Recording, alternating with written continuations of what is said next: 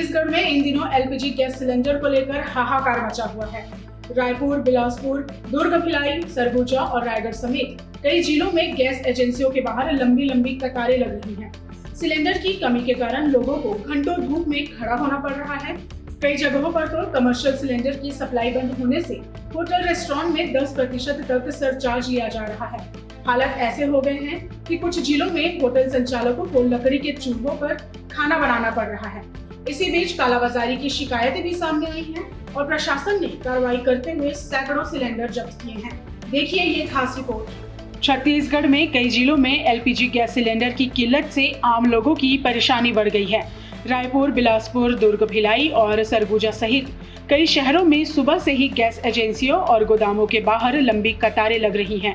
लोग तेज धूप में घंटों खड़े होकर अपनी बारी का इंतजार कर रहे हैं, लेकिन कई उपभोक्ताओं को सिलेंडर नहीं मिल पा रहा है। स्थिति इतनी खराब हो गई है कि सिलेंडर की बुकिंग के लिए इस्तेमाल होने वाला ऑनलाइन सिस्टम भी ठप हो गया है।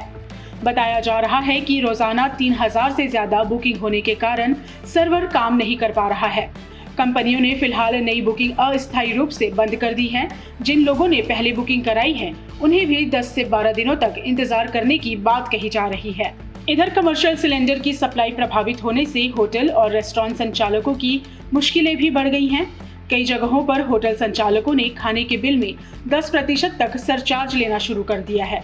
रायगढ़ और जगदलपुर जैसे शहरों में कुछ होटल तो अब लकड़ी के चूल्हों पर खाना बनाने को मजबूर हो गए हैं। वहीं कई रेस्टोरेंट ने अपने मेन्यू में भी कटौती कर दी है। गैस सिलेंडर की किल्लत के बीच कालाबाजारी की शिकायतें भी सामने आने लगी हैं। कई जगह घरेलू एलपीजी सिलेंडर 1500 से 2000 रुपए तक में बेचे जाने की जानकारी मिली है। इसके बाद प्रशासन ने सख्ती दिखाते हुए कार्रवाई शुरू की है और प्रदेश भर में 741 सिलेंडर जब्त किए हैं। इनमें रायपुर से 392 और बिलासपुर से 130 सिलेंडर शामिल है। सप्लाई व्यवस्था को सुधारने के लिए राज्य स्तर पर मॉनिटरिंग कमेटी का गठन किया गया है।